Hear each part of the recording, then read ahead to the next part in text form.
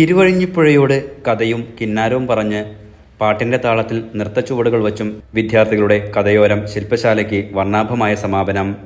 വിഖ്യാത കഥാകാരൻ എസ്.കെ. പൊറ്റക്കാടിൻ്റെ നാടൻ പ്രേമം ജന്മം കൊണ്ട ഇരുവഴിഞ്ഞിപ്പുഴയോരത്ത് സംഗീതവും കഥയും ആവേശമാക്കി Karassery HMC KMA UP school വിദ്യാർത്ഥികൾ ഒത്തുകൂടിയത്.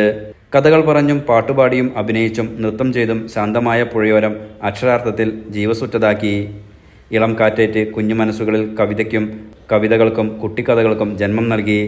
Karassery HNC KMA UP school Malayalam ക്ലബിൻ്റെ ആഭിമുഖ്യത്തിൽ കാരശ്ശേരി ചീപ്പാൻകുഴി പുഴയോരത്ത് നടത്തിയ കഥയോരം രചനാ ശില്പശാലയാണ് വ്യത്യസ്തത പുലർത്തിയത്. തടസ്സപ്പെട്ട പുഴയുടെ നീരൊഴുക്കിൻ്റെയും നഷ്ടപ്പെട്ട തെളിമയുടെയും സങ്കടം ചേർത്ത് അവർ കവിതകൾ രചിച്ചു. പുഴയോരത്തെ പുൽപ്പടർപ്പുകളെയും വള്ളിച്ചെടികളെയും ചീവീടുകളെയും കഥാപാത്രങ്ങളാക്കി കഥകൾ രചിച്ചു. കേട്ടറിഞ്ഞ പുഴയെയും കണ്ടറിഞ്ഞ പുഴയെയും കുറിച്ച് അനുഭവക്കുറിപ്പ് എഴുതി. ഇതുവരെ നടത്തിയ യാത്രകളിൽ വെച്ച് ഏറ്റവും ഹൃദ്യമായതെന്ന് യാത്രാവിവരണത്തിൽ കുറിച്ചിട്ടു.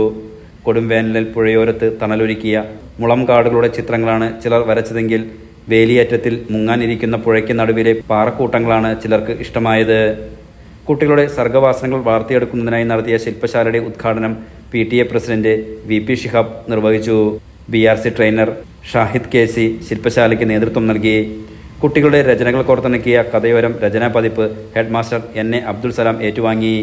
Malayalam club convener Bakker TP സ്വാഗതവും അതുൽ മാത്യു നന്ദിയും പറഞ്ഞു. Enlight news Mukkam.